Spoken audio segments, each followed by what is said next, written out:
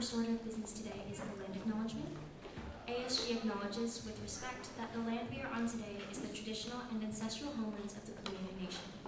We recognize the Indigenous peoples as original stewards of this land and all the relatives with them. As these words of acknowledgement are spoken and heard, the ties nations have to their traditional homelands are renewed and reaffirmed. We will now move on to roll call.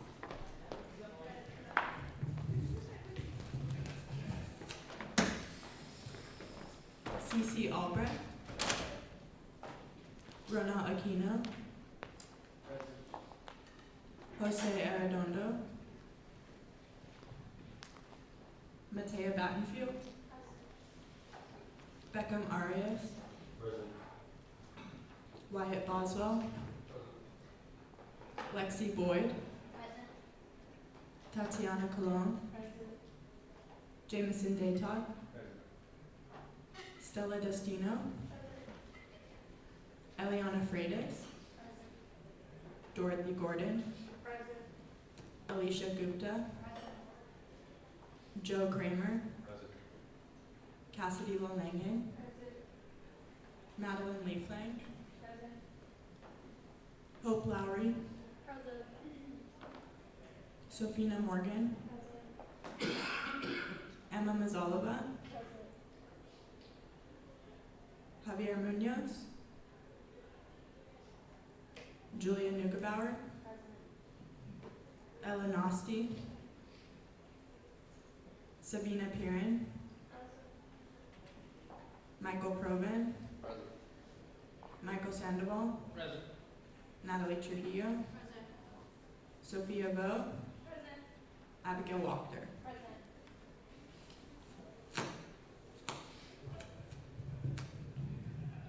Thank you, Clara.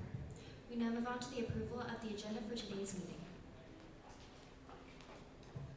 Senator Jameson, I move to approve November 18th, 2025's agenda. there's a motion on the floor that has been seconded to approve November 18th, 2025's agenda for the Senate meeting today. Is there any discussion? If there is no discussion, we will now move on to a vote. All those in favor, please raise your placards. All those opposed? And any abstentions?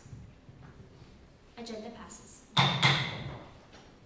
We now move on to our new business for today. So please join me as we welcome President James T. Harris III to come speak to us.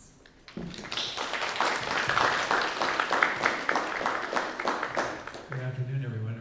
Is this good enough? We can hear it. Thank you. I apologize today. I have a cold. I've been fighting for 3 or 4 weeks, and then with this cold weather, I almost didn't want to come out of the house today with all the rain. And I grew up in the north, and you would think I'd be used to it, but I'm so glad to be here with you today. I did say to the executive committee when I met with them earlier in the year that one of the best experiences and one of the most frightening experiences in college was when I became a senator at my university. And the way we worked at my institutions, they had somewhere like between 12 and 15 different schools, and they would elect 2 senators from each school. So my roommate and I decided that we would run. We got elected to be the senators for our school.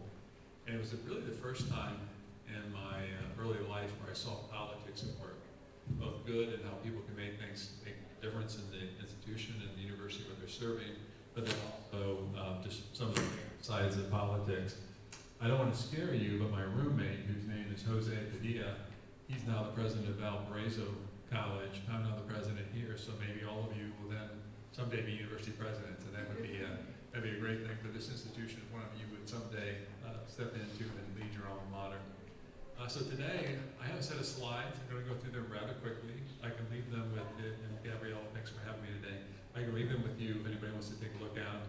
There's nothing really in depth. Some of it's just a visual to give you a sense of what I'm talking about. Let me see if I can. Is it the red one? Okay, thanks. So let's get right into it. In the fall, we had a convocation for our faculty where we recognize excellence. And these faculty are the individuals who've been voted by either nominated by their dean and then voted by their fellow faculty for their excellence, either in teaching and scholarship. You might recognize some of them. Some are in law school, so they wouldn't be teaching at an undergraduate level. but many of them are undergraduate faculty members, and every year we recognize them. This year's cohort, a university professor, is a distinguished title that they receive for the year. They receive some other benefits to go along with that, but I just wanted to make sure you knew who we were honoring from a faculty perspective. And then you might recognize some of these individuals. Last year we added 15 new faculty members. There are 19 on the screen because four had started last spring, and we. I can't see. Okay. So we have 19 new faculty members who went through their this fall. They went through their orientation, and they've added. They're across all different disciplines, and we continue to add faculty to the institution. How about that? Okay, a little bit better perhaps. I really want to thank you for having Nick Santilli. Dr. Santilli came in to visit with you. I know the prevailing question was, what's a provost and what do they do and what are their responsibilities? But he's here on an interim basis. And you might have seen the notice that I sent to the campus yesterday that we have a new provost, and he will start on March 1st. And that's Dr. James Anthony. He's currently the provost at George Mason in Virginia, and used to be one of the vice presidents at UCSD, where he was in charge of graduate studies for UCSD. He spent some time at Harvard and some time at Yale as a faculty member, and started his career at the University of Washington. He is a first-generation student from Latino background, and he's very excited to come back to San Diego and to be part of this, and he'll begin on March 1st. And so perhaps at the end of the school year, you could invite him in. I know he'd like to get to know you and get to meet you, and he's going to bring a lot of energy and great experience to the university. We continue to get national awards, and we'll go through each of these, but you're familiar. I still don't understand how we could be #1 in the country for best, most beautiful campus, and then we dropped down to #5, and we've added more beauty to the campus, but it is partly voted on by the students and how they view about their own campus. So we continue to have wonderful recognitions. The one I think that all of these have, it really fit our mission, whether it's about Green Matters and being recognized as one of the schools most committed to sustainability. Far left, the one I think that I'm the most proud of, and I think Vice President Johnson and her team have really helped with, is about mental health and how we help students on campus, overall wellness. The fact that we have a year of wellness at the campus with the opening of the Palomar Health Center.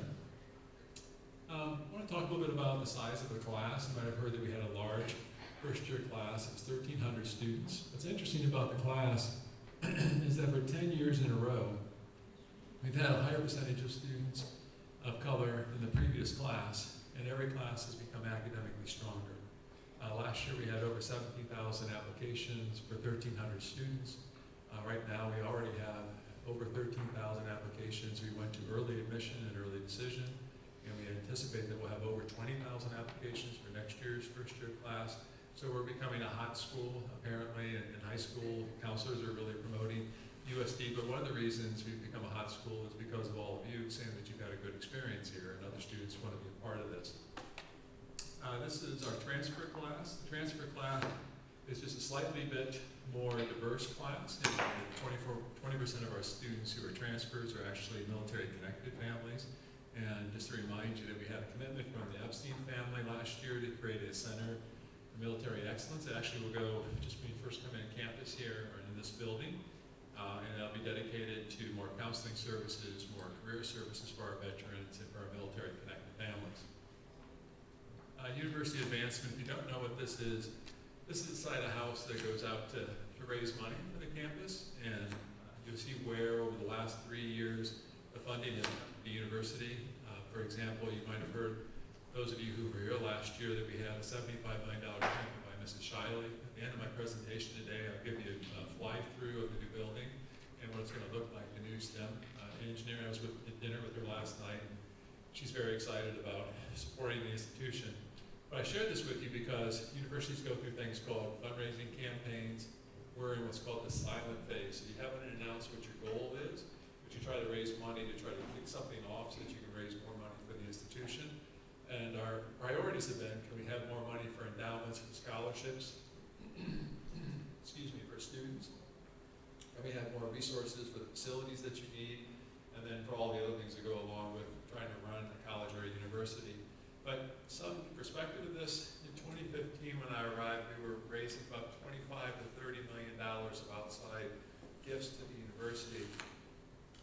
we raised $140 million.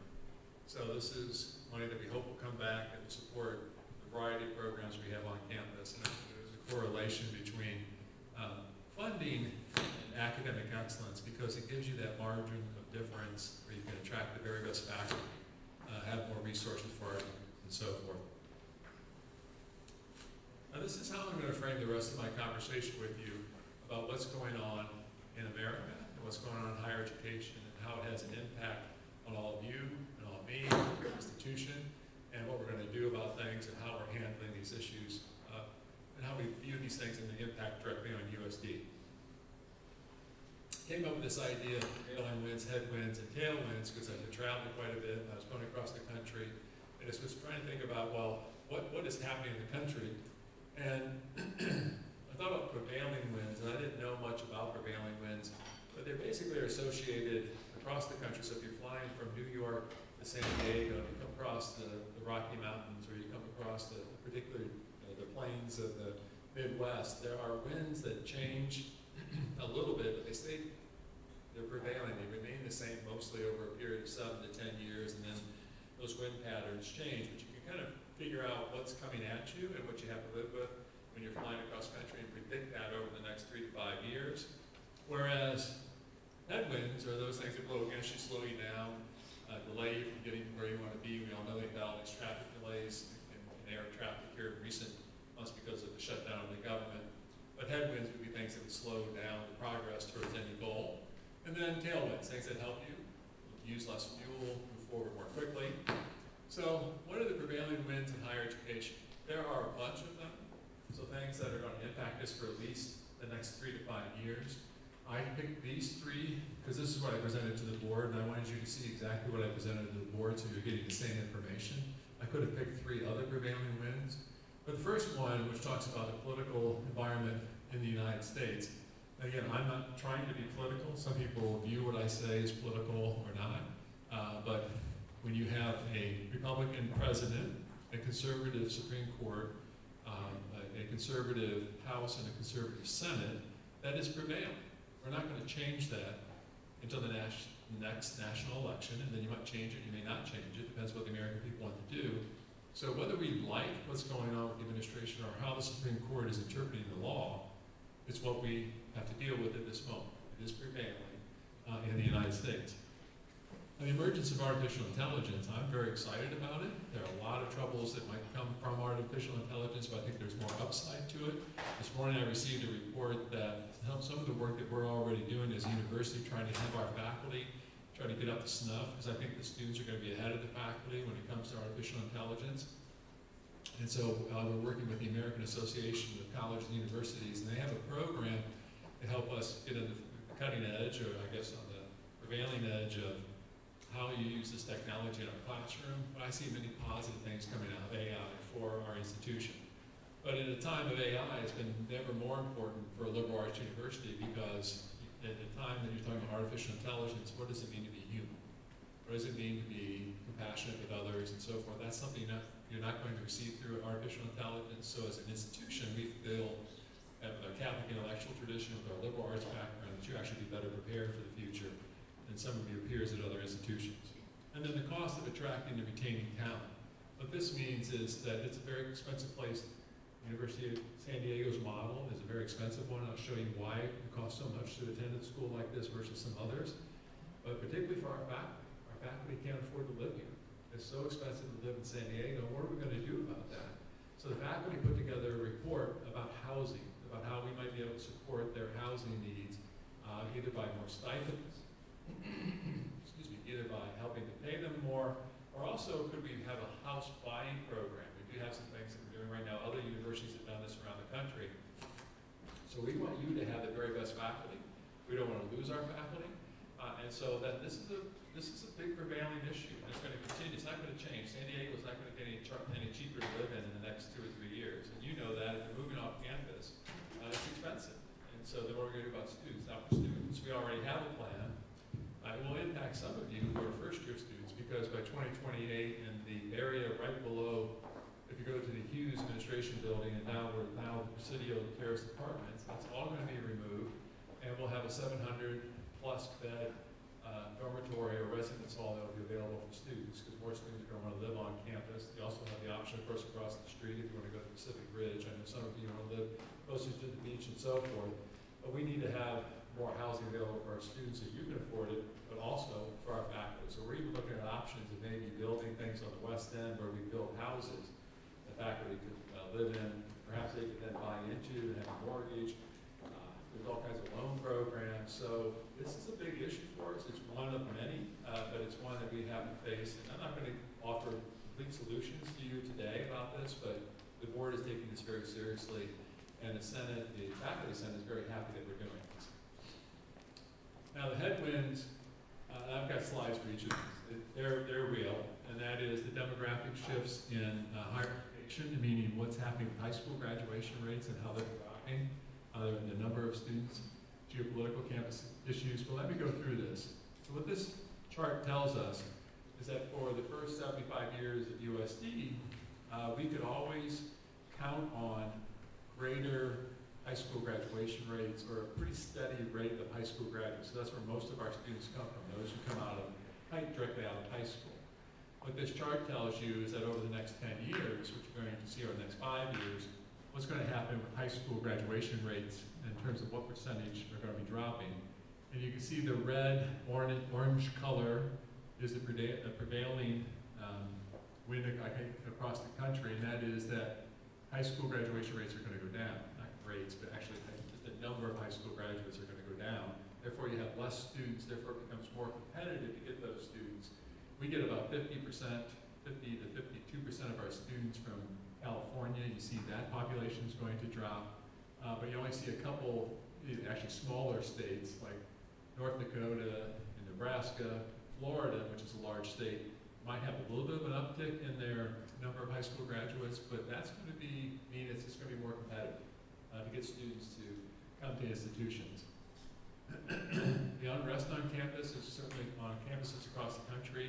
It has caused all kinds of concerns for the federal government, and it's played out in a number of ways, which I'll talk about in just a moment.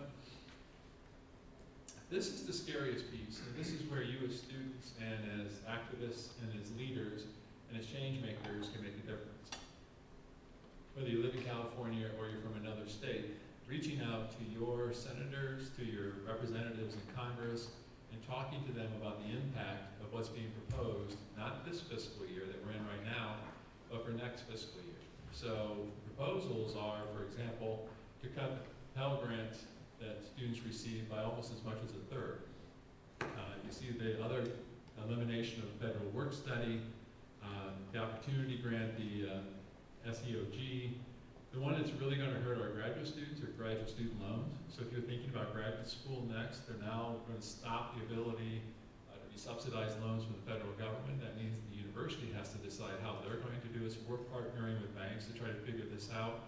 But this is a real issue for USD and a real issue for all of you as leaders to try to help your elected officials understand what impact this would have on campuses and on you as college students. You don't want to take on more debt to go to college, and I'll show you some of those numbers we have from the USD, but this is going to cause some real problems if this is enacted next year. Another headwind are issues around immigration, visa holders, undocumented students, the Department of Justice and Department of Education rulings. So the federal law has not changed. Just because you had a change in the federal administration doesn't change the federal law. There are a set of laws that govern higher education. And there's a Higher Education Act that was passed and it was also reaffirmed in 2009, 2008. The law hasn't changed at all. But the interpretation of the law has, and how they implement the law has as well. So for example, in the past, during the first Trump administration, if you had an issue that someone brought up, let's say that someone charged the university with a civil rights violation, that maybe we weren't doing something correctly, you would have a Department of Justice official contact you, say this complaint has been filed, what do you have to say about that? You would respond and say, no, we don't think we are violating the law, or maybe we found that we were. You'd work with them, and over a period of 6 months to a year, you'd go through negotiation about how you would remedy the situation on your campus. And sometimes it can take up to 2 years before a final resolution was met. What the current administration has decided is you have something that they believe violates the law, you are guilty, we're taking away your money, and you can get your money back after you've negotiated with us. This is what you saw happen in Columbia, saw happen in Harvard, you've seen it across the country at other, particularly research universities. The mechanism that was used to withhold the money was research funding. So particularly research funding for the National Endowment for the Humanities and for health, NIH, and then also for NSF. We have those grants on our campus. We haven't had them withheld, although at the federal level they're withholding money as a whole. And so some institutions, for example, UCSD, when I was talking to their chancellor, they were projecting a $400 million cut in their overall research funding based on the interpretation of the law and how that's working at the federal level.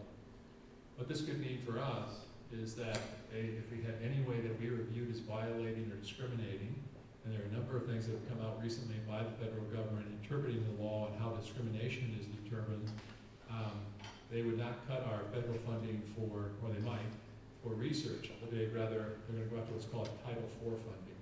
So they could withhold money for Pell Grants, for loans, for work study money immediately.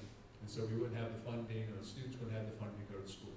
So that's the threat. So instead of having some time if something was wrong, say, hey, no, we think we're in the right here, it would withhold your funding, and then you immediately have to negotiate. This is where you get into some of these conversations nationally about what's happening at other universities. When it comes to the undocumented students that I had up there, and also for immigration, two things that have happened. One is the Trump administration has put in place a $100,000 cost for a visa, for a work visa for individuals. So we used to be able to, in our searches for faculty, we would have faculty who are of international descent who came to us from other countries who brought expertise, and now it costs $100,000 just for the visa. So we're inclined not to be able to recruit those individuals. So that will limit the pool of candidates that are available for various jobs. So that has a direct impact on us. What I want you to know as a student body and as leaders, and I've shared this with the leadership of the executive committee, is that where we've been putting our resources and trying to build up support was on immigration law. We actually have, through the School of Law, we have a series of clinics that help different individuals. So we have a veterans clinic that would help veterans families with their veterans benefits. We have a child advocacy clinic, so if someone has issues with a child and trying to advocate for them within the law. And we have an immigration clinic which is led by Tammy Lynn, who's Professor Tammy Lynn. She was only one person in the clinic. And there are a number of issues that come up on our campus and also across the county for students. So we are working with UCSD and San Diego State, and we pull together other organizations that have legal teams to help us support our students and to help us support those who are on visas and to have the legal, just have the legal support behind that. So, thank you. I went to a local foundation and they gave us a $500,000 grant to hire 2 more attorneys on our campus so that they're available for year access. So take advantage of that. If you know anybody does have the need, either they or a member of their family might have some issues with their documentation or their citizenship status. So for example, yesterday I was in a meeting that included the Mexican consulate and how they're trying to help citizens from Mexico who are living in the United States. And so there are all kinds of resources that we're trying to develop to be supportive of those student populations. We've also advocated at the state level for our undocumented students to be able to receive state funding. And some of our undocumented students are now either part of the College Corps, which is a service grant for $10,000, and also we have our own funding that have been donated by individuals who are concerned about our undocumented students, and therefore we have some resources to be able to help them fund their college education because they can't qualify for federal financial aid. Okay, so this is the big issue that we face as a, let me just make sure I didn't catch anything here. I can come back to some of these others. The perceived lack of higher education, the value of it. We've heard people question whether or not it's even worth going to college. Right? Is it worth all the money to go to college? And this is a national issue, and I think that in higher education we've lost the narrative about why it's important for individuals to go to college. It's not just about for your own individual good, but it's for the public good, and it helps our democracy. democracy. It helps, there's a lot of evidence behind this, but we've lost that. And this tells you what, what the news media is telling you and you're hearing, is that some graduates are questioning the value of a degree. But what we have is evidence that supports that it is working. So this is just one report that came out about a month ago on the Canal School. And up on the right-hand side, at number 10, so of all the business schools in the entire country, we're number 10 for the return on investment. So you pay for your tuition, you have your loans, and then what kind of money are you going to make upon graduation? Are you going to have an opportunity within your career? This is just one of our schools, which is the Canal School, but that's called return on investment. So we have evidence that we can support that our students actually do quite well when they graduate, that you're going to have a network of individuals who can help you find a job, you're going to be well prepared, you're going to be well compensated for that. So we do quite well in this, and a number of other scores, similar scores to this nationally have come out where it shows that we do have a good return on our investment. I wanted to share this with you, just so you had some data. What is the average loan that a student graduating from USD will have? And on the right-hand side, you see what the national average is. So what that chart tells us is that 61% graduates are going to have debt nationally, and their average debt's going to be about $40,000. At USD, that number is 45% and $26,000. Now, $26,000 is still too much money for anybody to take out debt, so we're trying to drive that down. That number has remained about the same for the last 5 years. So we haven't seen the dollar amount of debt for students go up. What we can't determine in this, because there's no national data on it, is what your parents take out. So the debt your parents might have to pay to go to college. And so one of the things that we received some national recognition for 2 years ago in '24 was there were three components for this national recognition. One was access, and have we become a more open campus and more inclusive campus. Number 2 was affordability, and how much has your tuition gone up and so forth, and can students afford to come to us? And then 3 was student success, and we were ranked the best institution in America today based on those 3 criteria over the last 8 years. So we're going to continue to work on, and my job as president is to try to find more money so that we can have more scholarship funds to keep the debt load down. Okay, I won't lecture you, I'll just spend 3 or 4 minutes on this. Higher education has always been the solution for what goes on in America. So when Harvard was founded in 1636, Harvard was founded for what purpose? To create individuals who could be in commerce, who were like shopkeepers, and they could run what was ever the industry in New England at that time, and for ministers, because Harvard was a congregational church school at the time. So they were producing leaders in our community. Those were all white males at that time. By the time you get to the 19th century, you start to see women, schools being attracting women. By 1862, Abraham Lincoln, in the middle of the Civil War, passes the Morrill Land-Grant Act. That's what creates the great public universities, the Michigan States, the Penn States, the Ohio States, that have an agricultural push. And so a number of middle-class and low-income families get into higher education. In 1870, you have the second Morrill Land-Grant Act, which passes to support historically black schools. They're founded. By the middle of the 20th century, you have the Servicemen's Readjustment Act, which bring veterans, and they get funded. You have the Civil Rights Act in 1964, that leads to the Pell Grants. And so every time there was an issue, Sputnik went up in 1957, the Russians sent up a satellite, we all freaked out, and the United States then started a new loan program and grants for women to pursue science. And so every time higher education would come to the solution of the problem in the United States, until the last 25 years. And so this is even back in the middle of the 20th century, President Eisenhower is talking about it's not only just a priority, but it has a civic responsibility that we're actually preparing students for life in a free society. So it's about the importance of higher education to democracy. Today, this is what the Vice President of the United States has to say about higher education. We're the enemy. And I don't blame this on J.D. Vance. I don't blame it on the Trump administration necessarily. This is a national belief that higher education isn't here to solve any problems. So our job as administrators, leaders, students, is to prove that higher education does have an impact on our local communities. This is also a headline that came out. This is what puts us in an awkward position. So just a year ago, we were encouraged to fund more equity and access And then a new administration comes in and says, no, that's discrimination. And when that flips quickly, you can't adjust that quickly. And so it makes for difficult situations on our campus. This is an example, if you're not familiar with accreditation, these are the organizations that accredit you and say that you have the ability to offer the degrees you do because you meet the standards, you have enough faculty, you have the right standards for their qualifications as teachers, you do certain things that allow you to be accredited.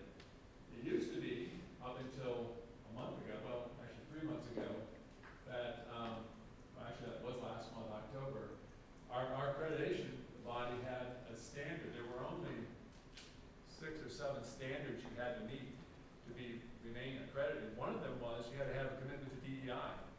It's now been dropped. So now there isn't even that commitment that the accrediting body is asking of you. Yeah, we have this already into our curriculum. We've all made all the adjustments as institutions of higher learning. And this is from Stanford, USD, to the community colleges. So it's every school in the Western states that has to apply by that. But what's our favorable wins? I think our favorable wins are the success that we've had. I'll go through a little bit of that. And also, I think our mission. I think we know who we are. We're a liberal arts university on an international order. And I think we have a mission statement that says because we're Catholic, that we want to be more inclusive, more sustainable, and produce a more hopeful world. So as we start thinking about what we've done over the last 10 years, we had this plan, 8-year plan called Vision 2024. The success has been incredible. Our faculty, we wanted to have more diverse faculty from all over the world, more international, more faculty of color. And today these numbers have grown considerably. You see that just in 2015, only 20% of our faculty, of all the faculty, were faculty of color. And by 2024, it was 31%.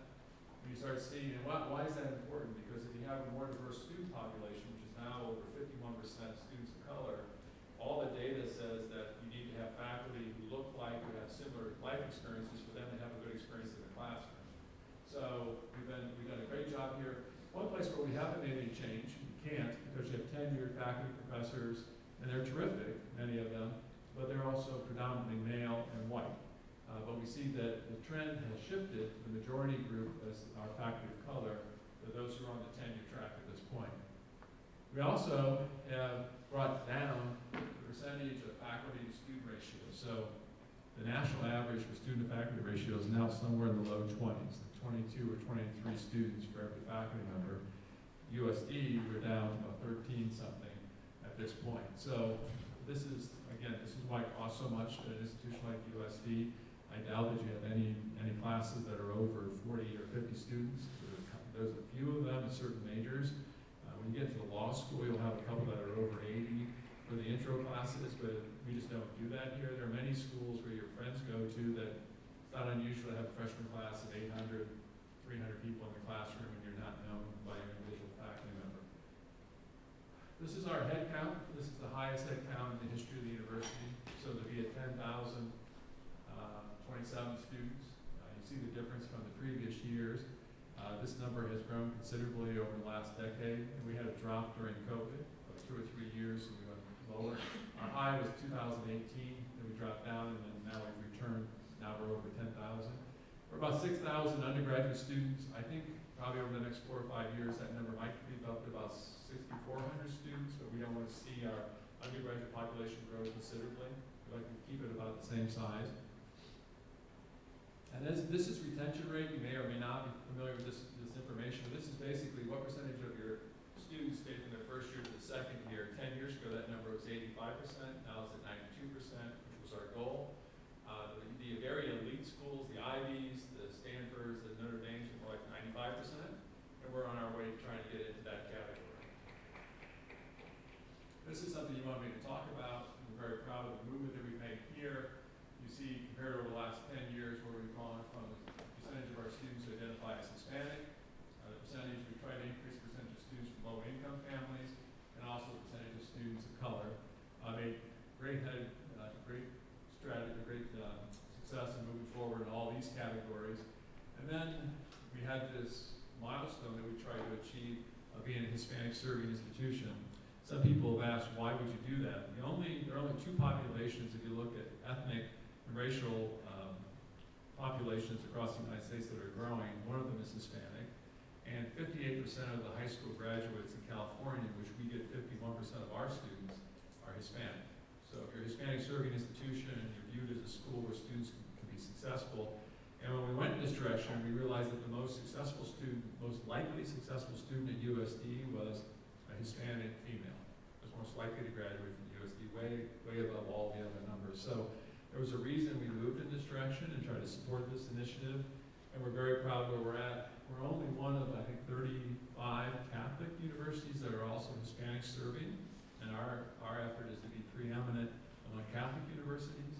There are over 300, I think, in California alone in terms of public and private institutions that identify as Hispanic serving institutions.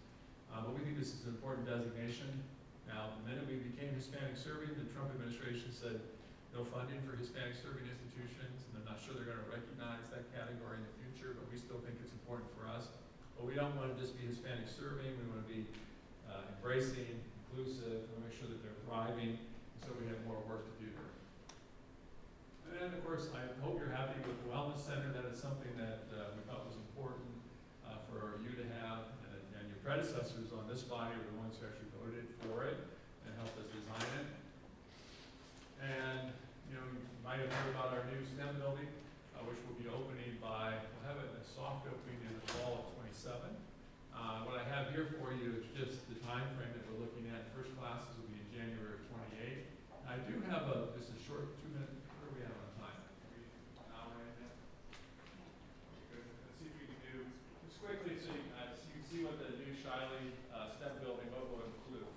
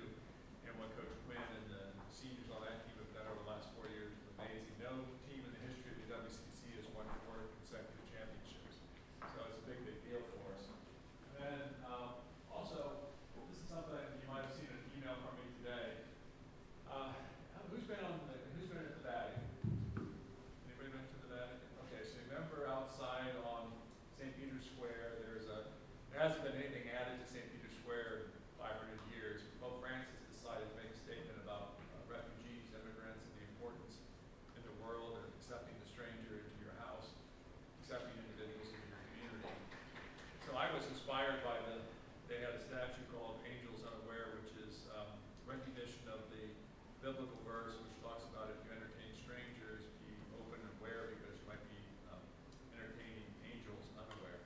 And this this version was at the Vatican. I was excited about it. I said, well, maybe we can get a small one on our campus. And they didn't make any more of them. We reached out to the artist who's from Canada, and he said, well, I'm actually making a new one. And what he tries to do is represent every ethnic group in the world. Because every ethnic group, every group in the world, every culture has faced migration issues. And in the Catholic faith, there's this right to migrate, this right to be able to be accepted in other communities. And so it's a very powerful statue. And he sent me a little mock-up of what the original looked like. And I was in my office with donors who were actually been very generous in their support of our undocumented students. And they're anonymous. They don't want their names to be known. I told them about it, and it just happens that one of them is an immigrant as well. And so they said, well, we'd like to put that on your campus and we'll pay for it. And so that was over a year ago that happened. So we've asked Bishop Baum, and if you're not familiar with the Catholic Church with Bishop Baum, he's an amazing human being. He was a refugee from Vietnam, landed in our country. He's really part of the bishop's initiative across the country to stand with immigrants when they go to their hearings, and to be with them and accompany them in the Catholic faith. And so he will be here on December 18th at 12:15 for Mass, and then we'll all walk down together to the Peace Center where this will be dedicated on that day. So you're all welcome to join us. I'm sorry it's during exam week, but it's also the International Day of the Migrant. So we thought that was the most appropriate time to do that. So I hope that you'll join us for it. So with that, why don't I open up any questions you might have of me on any topic. I'll see if I can answer it. All right, thank you so much, President Harris, for that presentation. We now open the floor up to senators who may have questions to ask. Just identify yourself first, if you would. Senator Michael? My name is Michael, or President.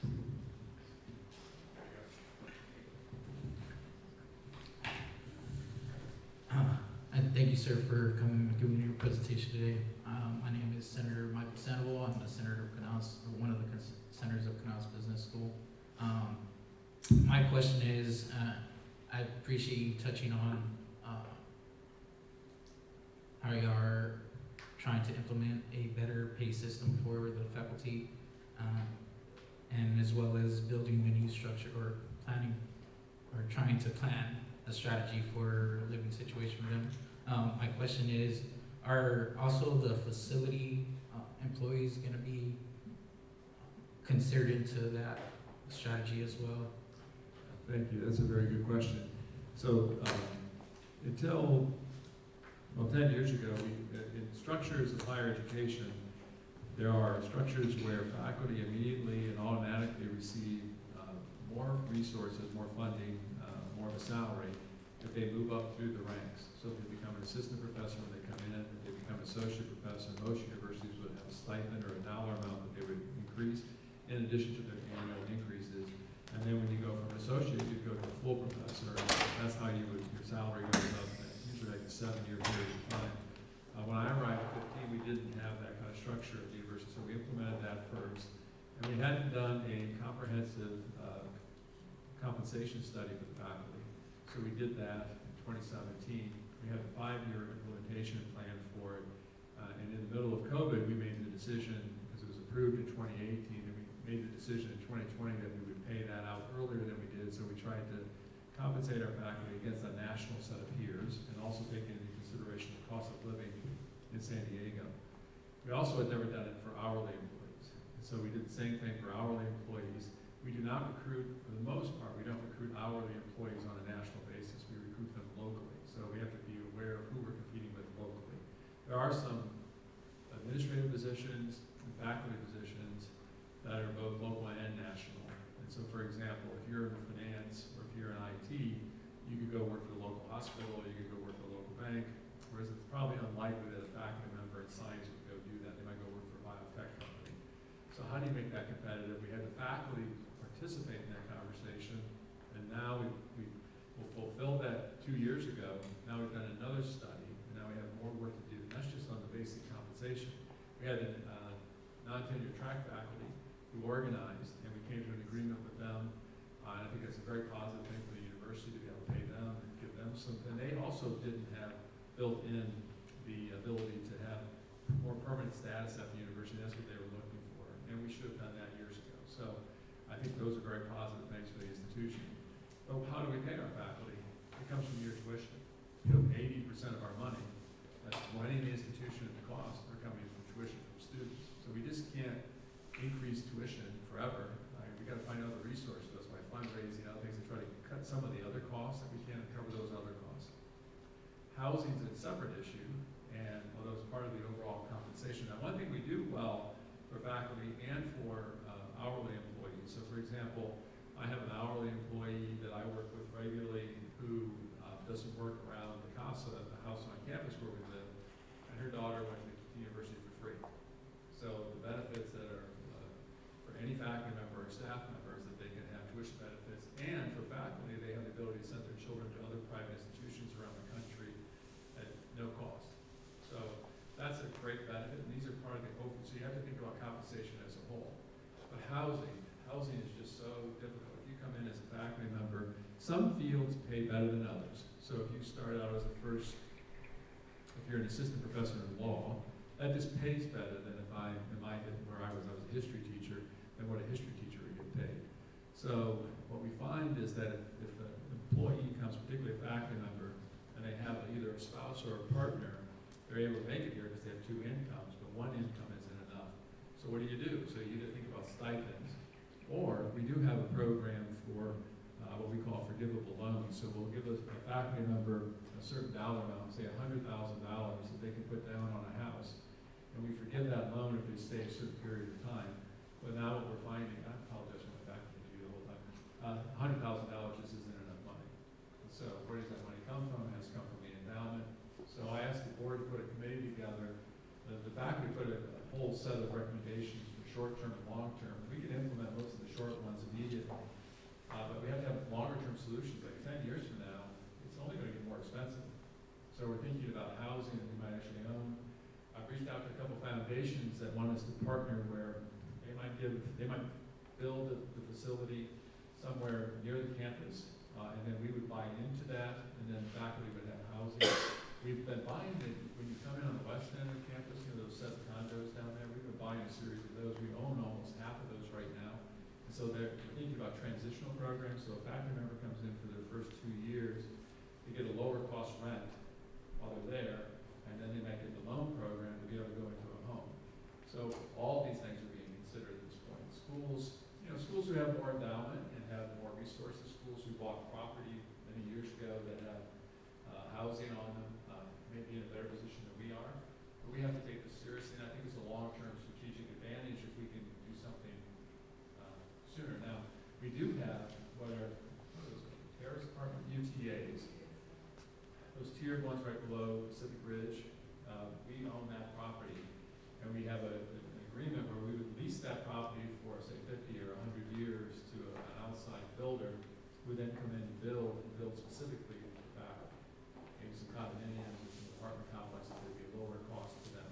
So, I know that's more than you ever needed to know probably, but you have to take that seriously. Other questions?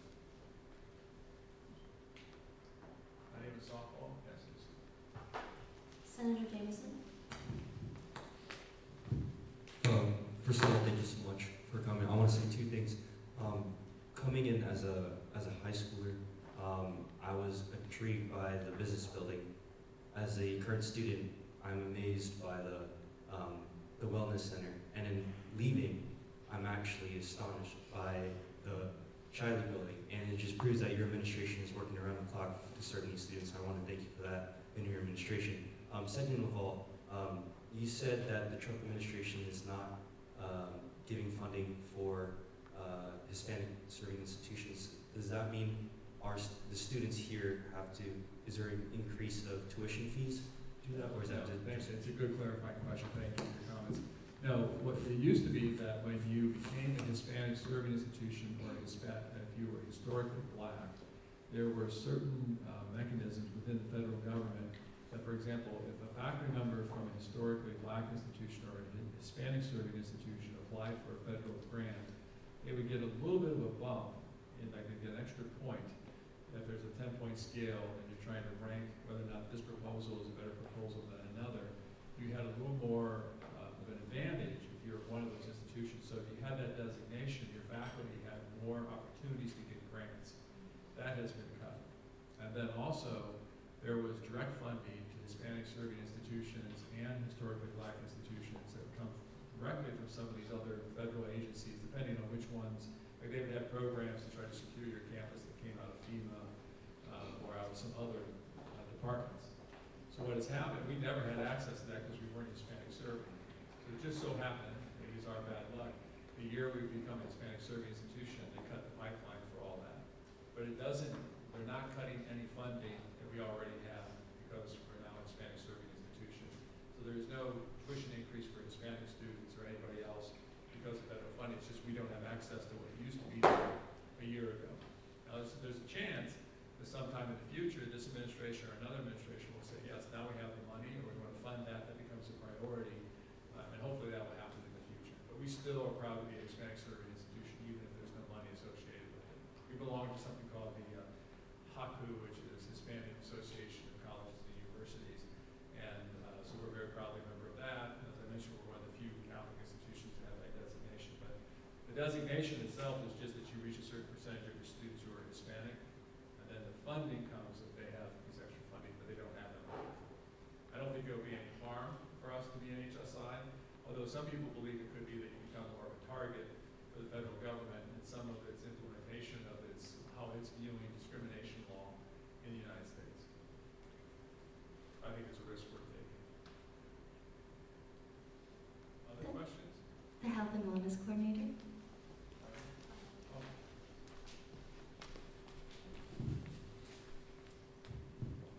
Hi, President Harris. Thank you so much for coming.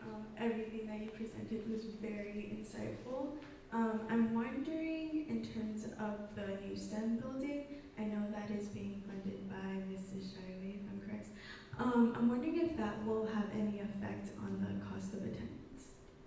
I think it will. I think the cost is, well, most of it's being, so for example, that building, Mrs. Shiley made a gift of $75 million.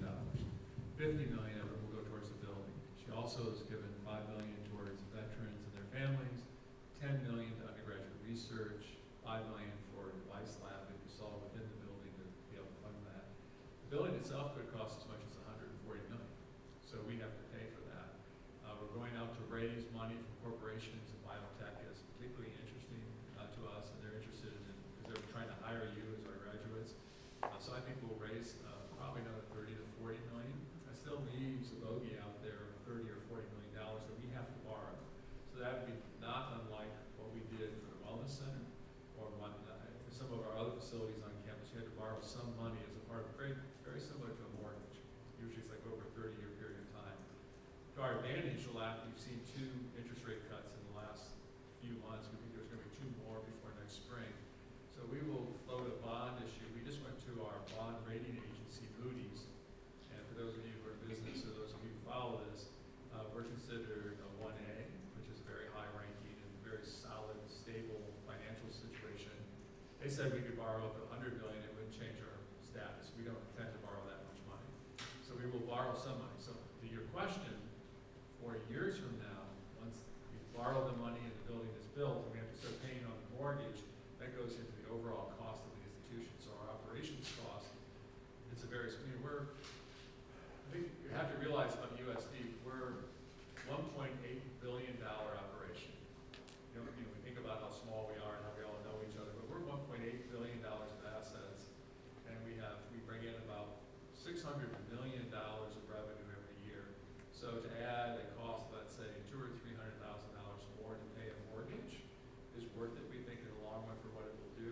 But it will cost more, and therefore our operations costs go up. So we have to find a way either to cut money from our budget to make sure we support that, or if you increase the number of students who come to the institution, so I mentioned that we might go up by 400 more students, we actually raise the level of tuition, and that's what we're planning on, is that by 4 years from now we'll have maybe another 400 students. That's 400 more people paying tuition, therefore you don't have to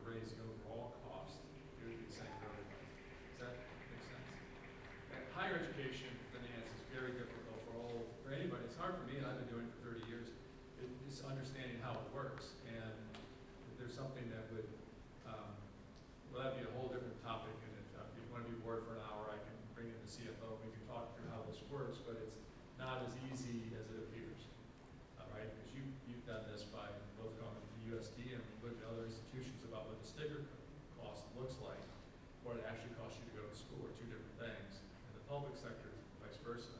So it's hard to make a decision on where you're going to go and how much you're going to pay.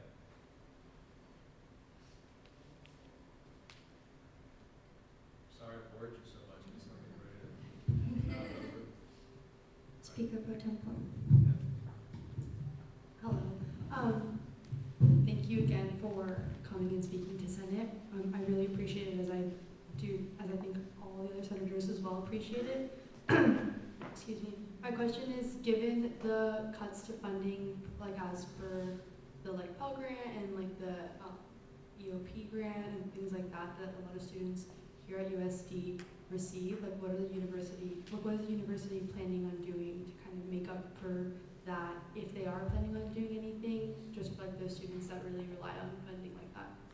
Yeah, there's a number of different things, and it's not unlike any business, in that we have to figure out, do we have to cut costs somewhere, and what would those cost cuts be? What we don't want to do is stop hiring new faculty, because when faculty retire, we fill those positions or hire others. We don't want to raise tuition too high, but it gets back to the good question about then how do you pay your faculty? And so that's every year we're dealing with those kinds of things. So you have to raise more money, you have to increase the endowment, you have to look at other revenue sharing that we might be able to have some sponsorships to the university that might actually take away some of the time that you might have access to facilities. So for example, in the summertime, while we have summer school, this year we got back to the point where we were about 5 or 6 years ago, where you're renting the facilities on campus to outside organizations who come and maybe bring a camp here, so that you raise money for that. We need more sponsorships for, so for example, the gym floor, the name of the building. How do we get those kind of resources? That's on me and on the team that we have on campus to try to raise those resources. And then be creative of how we keep costs down.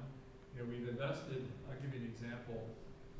I made a commitment when I was as president a few years ago that we would be carbon neutral by 2032. The way you get there is you have a 10-year window to get there. We could have chosen to say, we'll kick the can down the road and let the next administration deal with whether or not they're going to be able to implement this by 2032, but instead I said, let's pay for it now. So all these new solar panels that you see, that can, I forget, Charlotte, but it's going to cut the cost of our overall electric bill pretty considerably in a very short period of time. It takes a few years to get the money back that you invest. But I think those investments are wise. So how do we invest in those kinds of and then also, we're looking at online learning.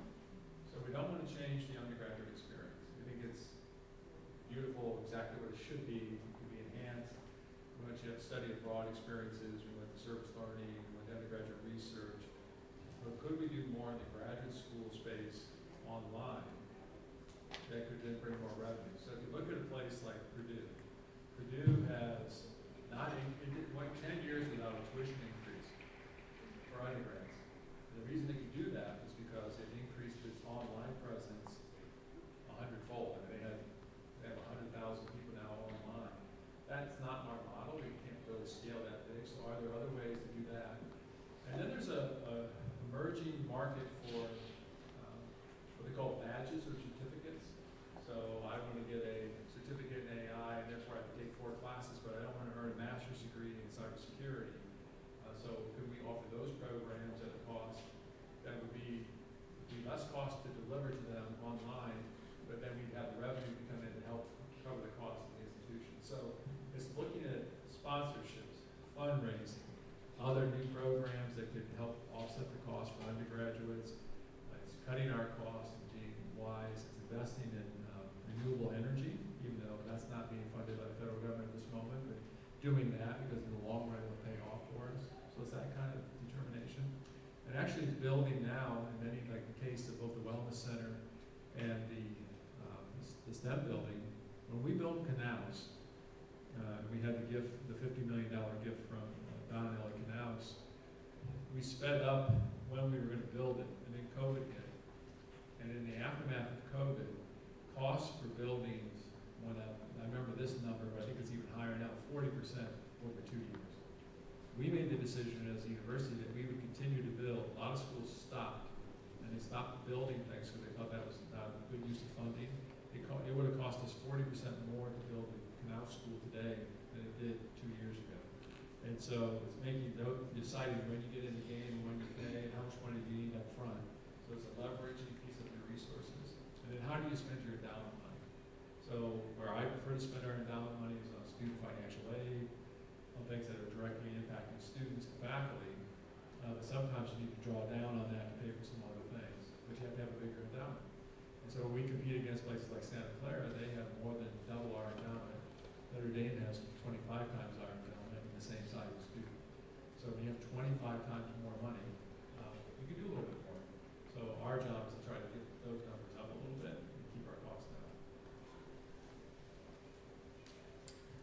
Point of order, time for this agenda item has elapsed. I'm happy to answer any other questions if you have them. Well, thank you for the time. Thank you for being leaders on our campus. If you'd like, I always offer I had a meniscus tear on my knee, so I had that repaired. So I'll be able to walk again. Students can sign up to walk with me if you'd like. Happy to host you for events, and I know that Vice President Johnson and I are always willing to come and talk to you. It might be wise to invite some of our other officers to visit with you, like the Chief Financial Officer or the Chief Operating Officer. They can probably answer some of these questions even better than I, and also have just more insights into how the university actually runs, so that you have a better sense when you're making your decisions and your recommendations for us. And I just want you also to know that we're blessed right now with an incredible board of trustees, and we're actually going to be adding 6 more individuals who bring another diverse set of experiences. So for example, one person who just said yes was an alum. She's in her late 40s. Her name is Adama Iwu. She was on the cover of Time magazine. She was one of the people who led the Me Too movement. We have CEO of 2 CEOs of major corporations coming on. We have one alum we're having lunch with tomorrow, and she was the president of Monster. You know the Monster drinks you guys drink? I can't handle them. She was the president of that association, or that organization, and has experience working with your demographic in terms of 18 to 22, what you like and don't like. So those are the kinds of quality of individuals we're attracting to the board. And we're led right now by Tom Mulvaney. You might know the Mulvaney Center, Community Outreach. And there's just no better human being on earth than Tom Mulvaney. He's a great person, loves our institution, is in alignment with, I think, where we all are for our mission.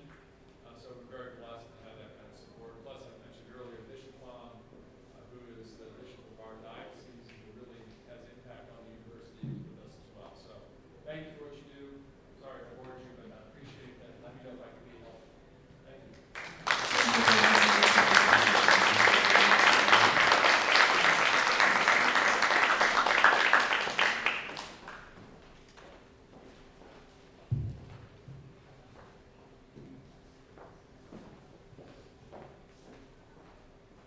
Wonderful.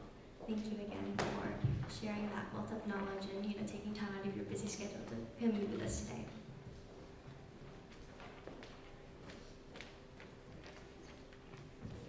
We'll now move on to the approval of the minutes from last week's Senate meeting. Senator Sophia?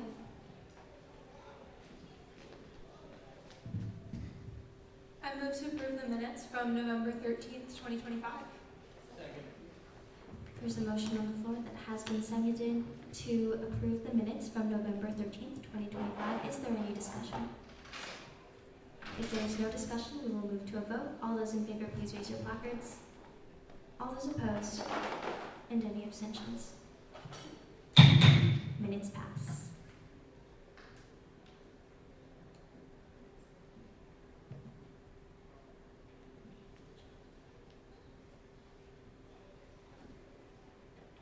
We'll now move to the report from the Speaker of the Senate. So good afternoon, all. Are we so excited for Thanksgiving break next week? I am. So as a reminder, since Senate does usually meet on Thursdays, there is no Senate next week. And I do understand that people are heading out of town for to go home for this holiday, so office hours, committee meetings, and advisory meetings are optional.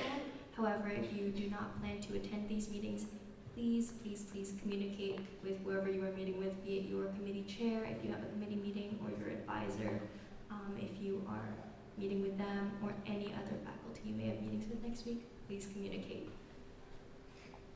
Just to let you all know, I will not be here at our next Senate meeting on December 4th. I will be at the Student Affairs Committee Board of Trustees meeting. So your Speaker Pro Tempore, Natalie, will be chairing your next Senate meeting on December 4th. Committee chairs, I hope you all got my email about mid-semester reports. If you could finish those by today, that would be wonderful. Thank you. Moving into this week, we have Clerk of the Senate interviews. Thank you to all who expressed interest. I look forward to all of your interviews this week. And lastly, it is Taco's birthday this week, or today, excuse me. It's Taco's birthday today. There's a party at 3:30 p.m. at the SLP 3rd floor courtyard, so you are all invited to come. I unfortunately have class and I will not be there, but please come and support instead, please. All right, everyone, safe travels and please enjoy your Thanksgiving break. My contact info is at the bottom of my slide if you need me. We'll now move on to the report from the Senate lead team.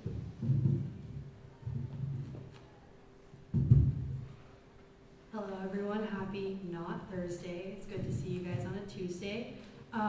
Continue to work towards initiatives and collaborate with others if thus far you don't have an initiative, but please get those done by the end of the semester.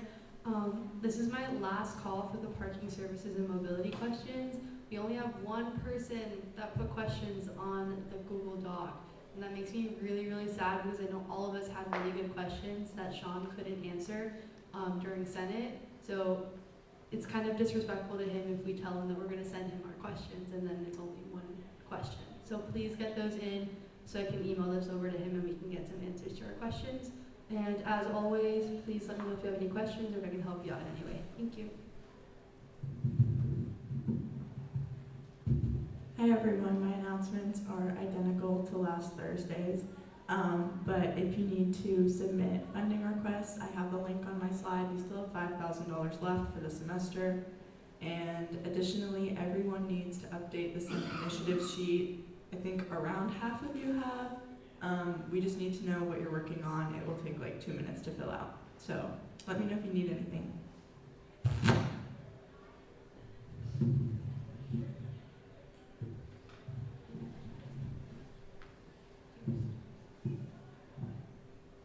All right, I will read our parliamentarian section since she is not here today. She says, "Happy Tuesday, everyone. I apologize for not being able to make it to Senate today. Everyone has been doing a great job following Robert's rules. Keep up the good work. As always, feel free to reach out. Her email is listed on the slide." We now have reports from committee chairs and coordinators. Hi everybody, I hope you all are doing well. A few updates. Michael and I had a meeting with a couple of deans within the business school, just discussing how we can serve the school business. So that was a very insightful meeting last week. And then last week at our academics committee meeting, we had Dean Gong from the library present to us on open educational resources. And so we got some great takeaways from that meeting. We're thinking about hosting Open Access Week in March, which is something that's commonly done at other institutions, and we're just looking into other ways that we can promote the use of OERs. We had a very successful first Academic Grants Committee meeting last week, and we are looking forward to our second Academic Grants Committee meeting this evening and wrapping up reviewing all those grant applications. Last thing, mark your calendars. I'm going to be hashing out all the final details, but we'll have a tabling on December 9th during dead hours, just giving students some information on all the academic resources available to them before finals. So I'll keep you guys looped in on all of that, and that's all from us. Feel free to reach out with any questions, comments, concerns, and stuff.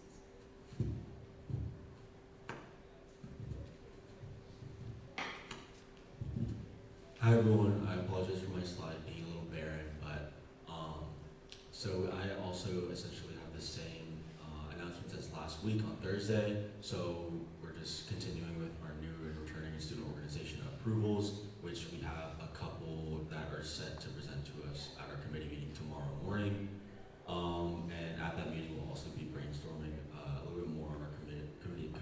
Initiative, excuse me. And we also have a new committee member, Jameson. Yeah, thank you.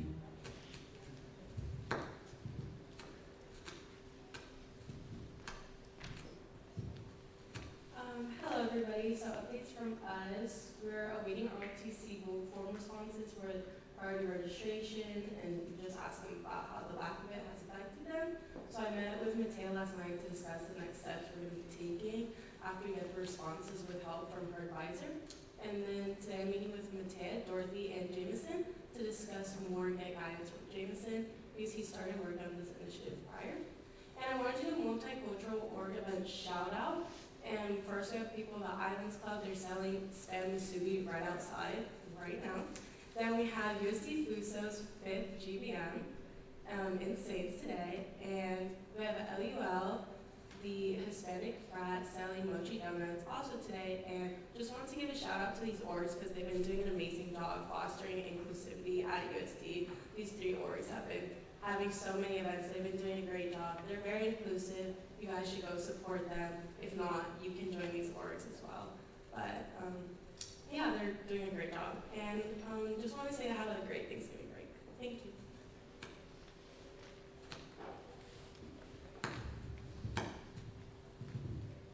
Hi guys, this is similar to what I had on my slide last week, but just like a few updates, I guess. We're still working on new wellness and de-stress touch points for students between classes and gathering student feedback on campus lighting and safety concerns and awareness of mental health resources. We're continuing to address the wellness center music concerns. We're planning or already doing outdoor office hours and feedback collection before contacting admin. If it would stop raining, that'd be great because it'd be a little bit easier. And then we're posting QR codes this week around the wellness center and other spots just to be able to get more feedback on that from all the students around campus. And then Thanksgiving airport lift codes are confirmed and they're going to be shared out soon. They'll be available from this Friday through December 1st, I believe. And then we're beginning early planning for winter break transportation support, whether that be trams or lift codes. And as you can see, I forgot that it's a Tuesday today and not a Thursday. That's my bad. My contact information is at the top. Reach out if you have any questions, comments, or concerns. Hi everyone, just a reminder once again, we have the tailgate on the 9th of December, that's a Tuesday. We're going to give away tote bags at the tailgate itself and then t-shirts at the game. And then one thing I just wanted to highlight that's coming next semester, we're not doing just the tailgate, doing so much more. We're going to start doing tablings from teams to encourage constituents to start going to the games. And then working alongside SAC more to provide to our student athletes and then also possibly trying to reach out to club teams and working with them. Hi everyone, so tomorrow I will meet with my advisor and we will be talking about future plans concerning health and wellness. So some upcoming health and wellness events are tomorrow will be queer salsa. Thursday, I believe, is unscripted, which talks about healthy masculinity. And then Thursday as well is City Lights biking through outdoor adventures. On the next slide, if anyone's interested, you could register for those. And if you know anyone who would be interested, feel free to share. Javier cannot make it today, so I'll read for him. I don't think he'll be at the Senate the rest of this semester, but you can still reach out to him with any questions, comments, and concerns as he'll still be active. His Camino versus Founders competition is still in progress, and constituents sounded really excited about that, so he should be working on that, and that should be happening either the end of this semester or next semester. The holiday fair is right around the corner, December 4th, save the date, and apologies, he couldn't make it. He's currently in machine shop operating heavy machinery.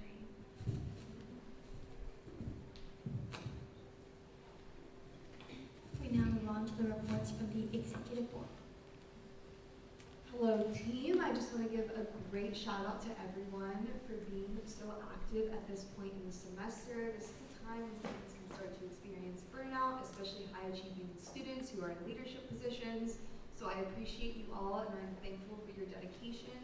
If you need any support, just let me or anyone on exec know. We've been through it. So just some updates for me. We're currently interviewing for finance chair and controller positions. The applications closed last Friday. I met with the vice president and university operations with the TVP chair last week to discuss event spaces for student orgs and student events, as well as amplified sound restrictions. This will be an ongoing conversation that will most likely be stretching into next semester. And I rescheduled my meeting with the Director of Parking and Mobility Services for when we return from break, and just reiterating what our speaker pro tem said about questions. I would like to get that in ASAP so I can have a good agenda for the meeting. Other than that, utilize the lift codes if you'll be going to the airport. Travel safe for Thanksgiving, and just remember to take this time to reflect and be grateful.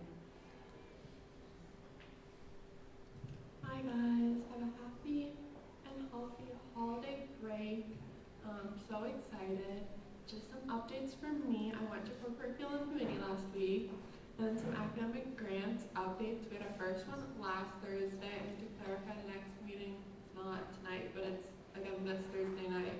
And if you are attending academic grants, please come with more ideas for cuts we can make, or I am going to have to schedule another meeting. I know nobody wants to do that, so be thinking about that critically this week. And then additionally, as Lily mentioned, we're interviewing new controller candidates, so I have an interview for that on the 19th. Oh, and then Annalise also isn't here, so I'll read her slide. She's currently at Parking Repeals with the rest judicial branch. She is attending the Student Code of Conduct review session this Thursday, is chairing Finance Committee after Thanksgiving break, really taking one for the team there.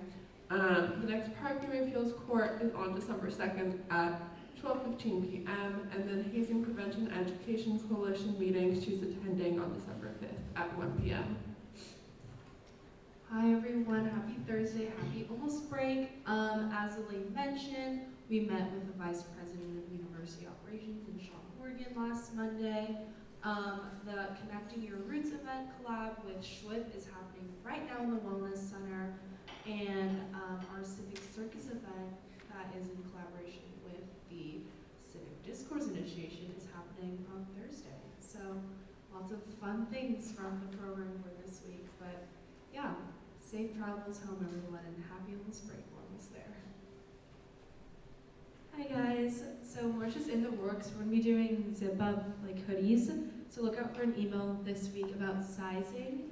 Right now I'm working on updating the ASG website and making sure everything is up to date, and I hope everyone has a really good break and Thanksgiving. Thank you. Hi everyone, happy Tuesday. As mentioned, we are interviewing for controllers, so I'm having an interview tomorrow, and then I'm also joining Lily in the parking meeting when we get back from break. Just some updates. If you are in Finance Committee, please respond to the Google Calendar invites so that I can finalize what dates we're meeting. And then also please respond to the team bonding invite for December 7th so that I have a head count for that. And as you're registering for classes, please input your schedules for next semester on your Google Calendars, and then branch leads, the mid-semester reports are due today. Have a great break. Thank you, Executive Board. We now move to the final business and hearing of the public. At this time, any senator may take from the table any motion previously laid on the table in the week before or present urgent business. Any member of the public may voice any concerns to the Assembly on non-agenda items.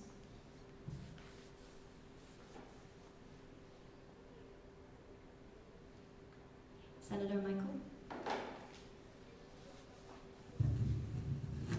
I move to adjourn, Senate. There's a motion on the floor to adjourn Senate that has been seconded. It now comes to a vote. All those in favor, please raise your placards. All those opposed, and any abstentions. Senate is